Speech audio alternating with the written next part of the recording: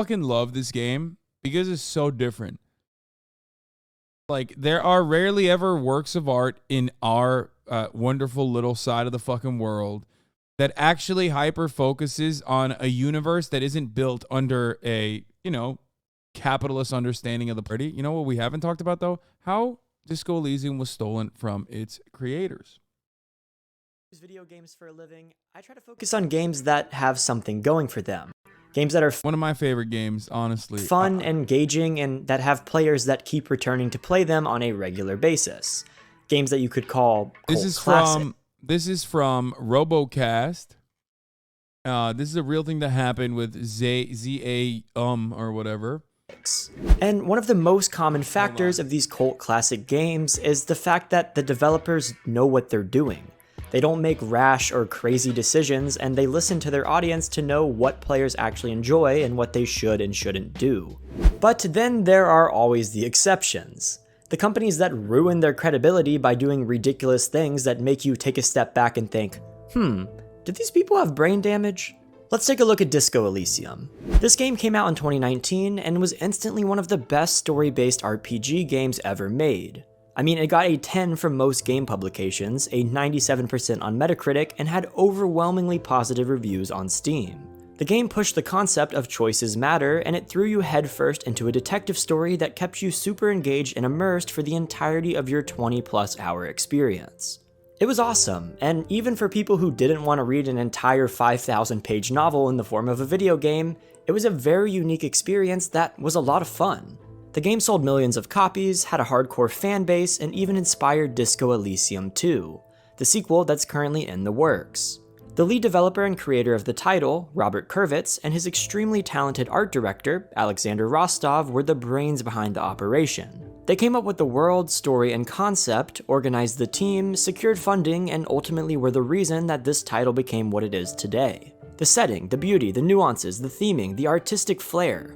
A lot of it could be credited to these two guys. Without them, Disco Elysium wouldn't have existed. So it comes as a huge surprise that the company that they helped to create allegedly ousted them from the team, fraudulently stole their money to illegally obtain ownership of the Disco Elysium IP, and then tried to hide it from the public by releasing a terrible meme update to a game that has serious political undertones and themes throughout the entirety of its 20+ hour runtime. Disco Elysium was stolen from its creators, and the future of the franchise is completely unclear. So let's dive into the full story, figure out how we got to this point, and talk about how Disco Elysium was stolen from its creators. But first, I want to take a second to thank the sponsor of today's video, Enlisted. Enlisted is a new kind of first-person shooter that combines PvP and PvE combat and has such varied campaigns that each one feels like an entirely different game. You can take command of a squad of customizable AI soldiers and fight in massive battles with hundreds of targets led by other players, and those varied campaigns that I mentioned a second ago offer a new experience every single time, with unique equipment, uniforms, vehicles, and locations that are true to their historic. Yeah, you fucking saw an ad break. Chill out. Listen, I did not even know that Disco Elysium 2 was coming out, which is what he was talking about while I was taking my dog out, but still watching. Apparently,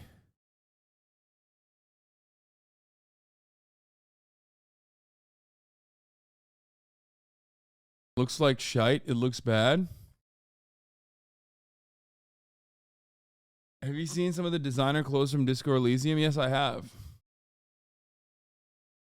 I am actually bummed out about what happened with Disco Elysium. Listed for sponsoring this video. The story behind Disco Elysium is quite beautiful, and it starts with Robert Kurvitz, all the way back in 2005. Kurvitz was always an extremely creative person, and when he wasn't performing with his rock band, he was creating his own tabletop RPG with a group of friends in his hometown in Estonia. This group was frustrated that they were poor, and they felt like they needed a way to get their creative expressions out into the world. People saying it looks bad are morons? Yeah, dude, that is actually legitimately just a artistic direction, and it was done very well. It played like shit on the Nintendo Switch, by the way.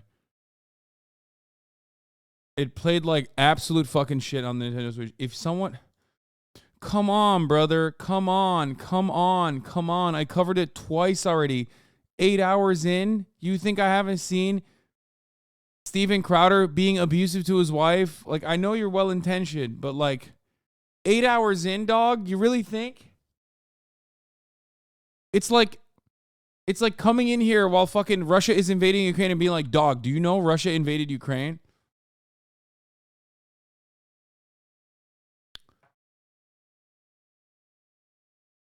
Anyway. It runs fine. I don't know. I played it on Switch. No, it doesn't. It plays like fucking absolute dog shit on Switch. It's a beautiful game, and I literally forced myself to sit through all of the many issues that came with it. I don't even remember some of them. I think it wouldn't load sometimes. Like there were some weird ass issues with it on Switch, but it doesn't matter. It was still worth it.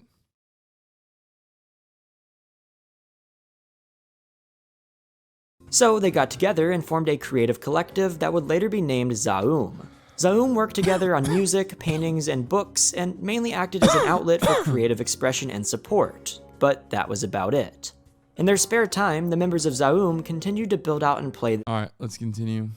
The first of which was a novel called Sacred and Terrible Air, and took place in the fictional world of Elysium that Kurvitz and his friends had built for their tabletop game. The novel took over 5 years to write, and when it was finally released, it got positive reviews.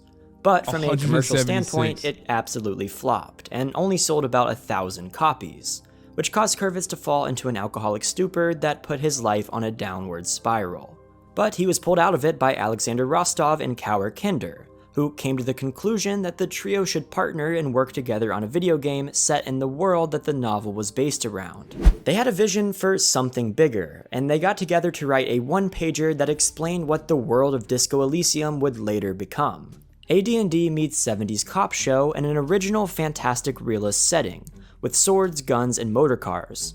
Massive reactive story, exploring a vast poverty-stricken ghetto. You know why I fucking love this game? Because it's so different.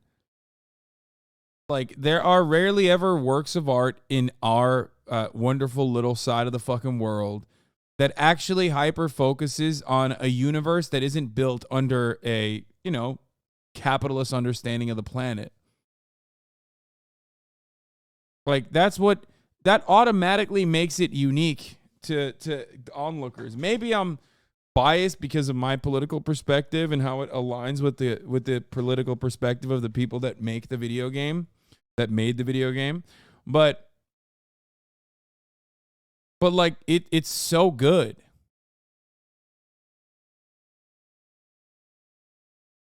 Also, damn, you can tell someone with an actual alcohol problem wrote this game. Oh yeah, 100%. It's incredible world building, and it's a unique world. It's not like narrowly defined and trapped within the confines of a neoliberal capitalist dogmatic understanding of how relationships and how human beings should exist. That's what makes it unique. Automatically, immediately, like right off the bat.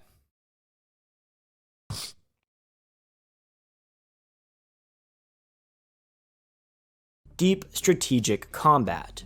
And if you've played Disco Elysium, you know that the team pulled off this vision. In fact, they did an amazing job at it. They put their heart and soul into this game, and would spend 4 years developing it from a derelict, run-down building in their hometown in Estonia. In a city that didn't even have a game development industry. Also, maybe because I read Russian literature, unfortunately, when I was growing up in school in Turkey, because that's what they make you read, which is I wouldn't recommend to any child, really. It's very, very dark. And it maybe gave me that nostalgia a little bit as well. This is Estonian. Don't misunderstand me, but it does have that same insanely depressive vibes that you get only from just reading the horrifyingly dark Russian lit.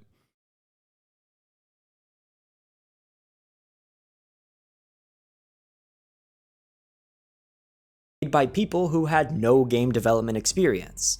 It was a long shot from the start, but they pulled it off. It was a very experimental process, with Robert Kurvitz and Alexander Rostov spearheading the operation, working for hours on end in the same room. Rostov painting the scenes that Kurvitz wrote, and Kurvitz coming up with new story ideas based off of Rostov's paintings. They did this in the dirty, every frame is a painting in this old abandoned building for a few years until they used Kauer Kinder's business expertise to gain funding and expand the development team into a real studio, creating a true game development company in the process. With Kurvitz as the lead designer, Rostov as the art director, and Kauer Kinder as the lead producer, the studio was created and funded by a businessman named Margus Linnamai. Linnamai was the sole reason that Disco Elysium was able to become what it's known for today. He provided the funding that allowed Zaum to become official and hire over 30 team members that would work directly on the title. And he gave them the freedom to do it how they wanted. He trusted the vision and the creative process and allowed Zaum to make Disco Elysium without much interference or resistance. And everyone worked happily together to make that happen. But things changed in 2021 when Linnamai decided that he wanted out of Zaum due to some other controversies that were going on with his popular Estonian newspaper. So his majority ownership in the studio was purchased by another businessman named Ilmar Kompis. Now, here is where the story gets a bit messy, and it's honestly kind of insane. Shortly after Kompis took over the company, Kurvitz, Rostov, and Kinder were removed from the company. The Zaum Cultural Association, the creative collective that started it all, was dissolved, and the people who poured their heart and soul into the project to create one of the best RPGs ever made were no longer a part of the team that they founded. Okay, I automatically love this guy. If he considers Disco Elysium to be one of the best RPGs ever made, then I agree. I don't give a fuck. I know that there's a lot of cool leftists out there who will look at that and go, cringe. It's so like, it's so in your face, but I do think that it is one of the GOATs, 100%. It's so great. It's so awesome. I thought the Brontes were a tough read young. Yeah, we read that too. I'm telling you, dude, Turkish education, the Turkish education system just like makes you read the most depressive shit. Babalar ve oğullar. What is it? In English, it would be fathers and sons. Turgenev, Dostoevsky, and then the fucking Bronte, Jane Eyre. Ugh, so awful. Yuck.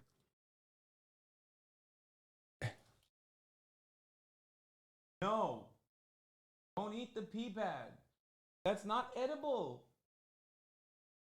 Like that. What is this rebellious shit? You're not old enough to be rebelling against me.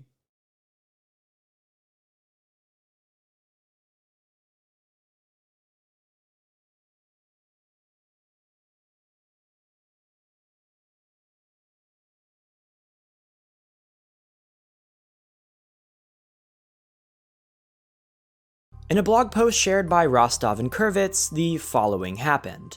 As soon as they became majority shareholders, we were quickly excluded from daily operations, our employment was terminated, and our access to the company's information was shut off. Our firing came weeks after we started asking for documents and financial data, which is still being kept from us.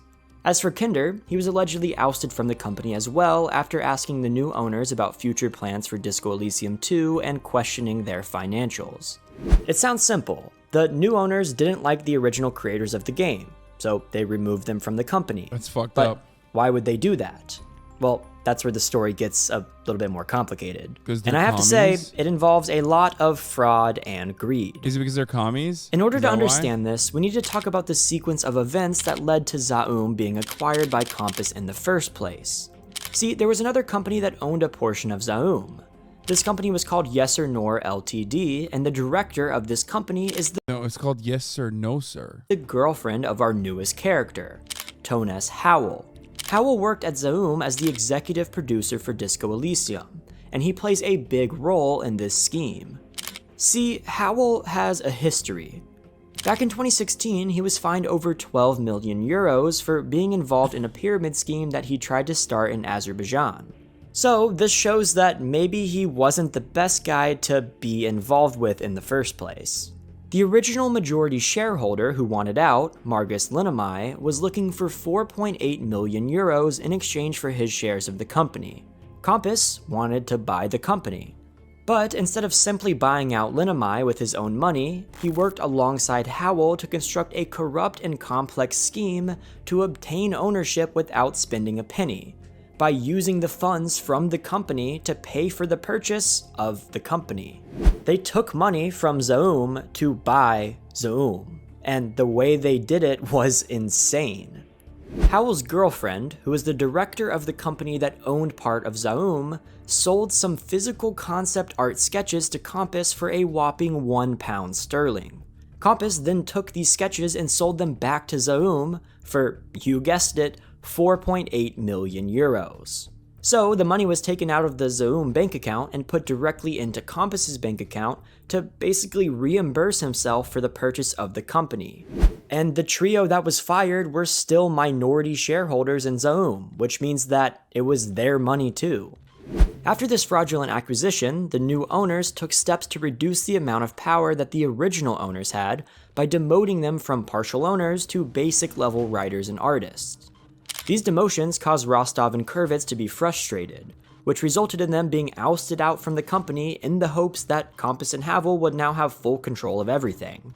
Compass didn't care about the longevity of the studio, and he only wanted an opportunity to sell it to larger publishers like Tencent and Microsoft and to cash out money from this fraudulent deal. And this is in entirely on-brand fashion, considering that Howell was convicted of fraud, put in prison, and forced to pay back nearly $12 million. This shit makes my blood boil, dude. You have a bunch of charlatans that came in, took a passion project that was incredible. Absolutely fucking incredible. It was art. And then they fucking ruined it with fraud in an effort to like flip it and make as much money as possible off of it. It's so fucking nasty. I really hope that the main people that worked on it, if not all of the people that worked on it, can somehow find a way to get together and, restart the process with a different IP if they want to.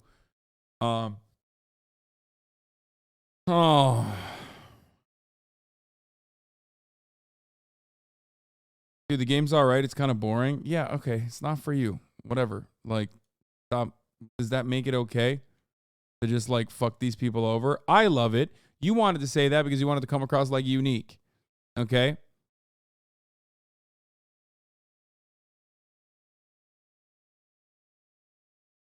I want to reach out to them and help them out. I mean, I don't know if I have enough money to fight fucking demons like this, but million euros for a pyramid scheme he tried to start a few years earlier. The entire situation is filled with red flags, and Howell's involvement at all already triggers an alarm. He couldn't buy the company because he owed 12 million euros to the government, so he used his girlfriend as a pawn to get his friend Compass to buy the company for him. And while this takeover was extremely questionable, it didn't change the outcome. The trio are still unaffiliated with the new Zaum, and at the end of 2022, multiple lawsuits were filed against Compass to make him repay the money that he stole for the acquisition. The money was repaid to the studio, which caused Kender to drop his case, but Rostov and Kurvitz are continuing to push for wrongful dismissal and claiming that paying back the money doesn't fix the problem, and doesn't change the fact that majority ownership in Zaum was acquired through fraud. Even with all of this, Zaum is claiming that Disco Elysium 2 is still under development, without the original team members involved. Because that'll definitely reassure the fanbase of a game with a cult following who loves the creators that it's in good hands. Yeah, that's a— Why do you claim to not have a lot of money, meanwhile donate loads, or do you not have a lot from donating? First of all, just because I have a decent amount of money doesn't mean that I can go up against the motherfucker who's like buying a company for 4.8 million euros. You know what I mean? Like, that's a little bit different, chatter. That's like a different amount of money. Like, not the kind of amounts I have. I do have a pretty solid network. And also, more importantly, I have this community. We could technically fundraise for any kind of like legal dispute where we could raise actually millions of dollars with ease.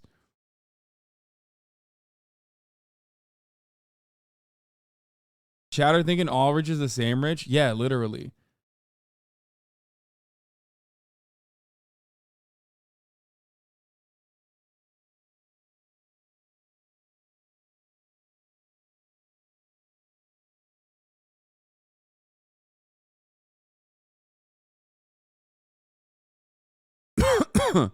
And you're not just going up against that guy, you're going up against potentially Microsoft or whoever's wanting to buy out Zome. Not really. I think that in that aspect, I think that they would be more favorable to someone who is like an American person in the space on Twitch, which has like American contacts and is not like a financial criminal from the other side of the world. So as far as like buying IP, they wouldn't just be buying IP, they would also be buying incredible amounts of good PR. So solving something like that while also simultaneously buying it out, buying IP like that would probably be a win-win.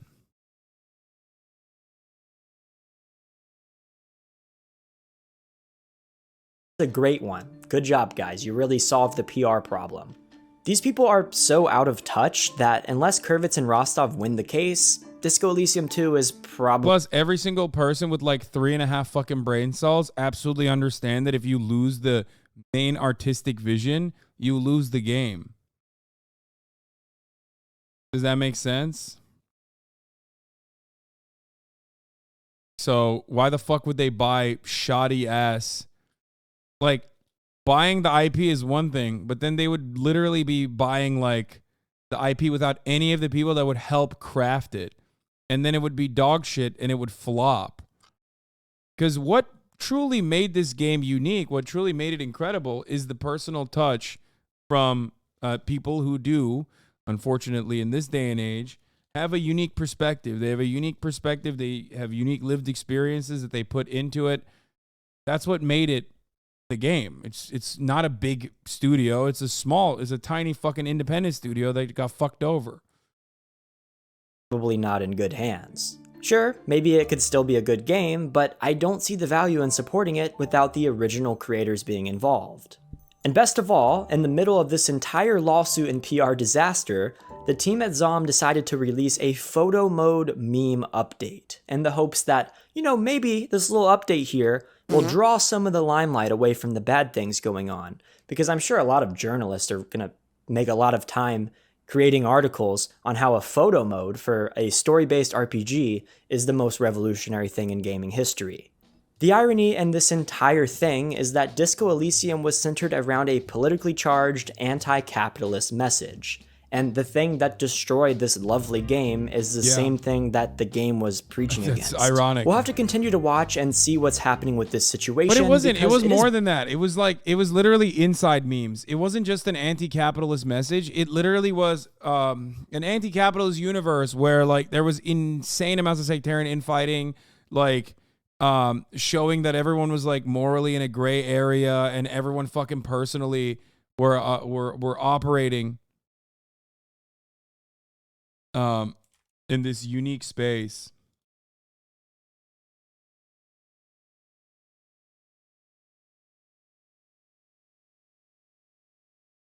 Hold on.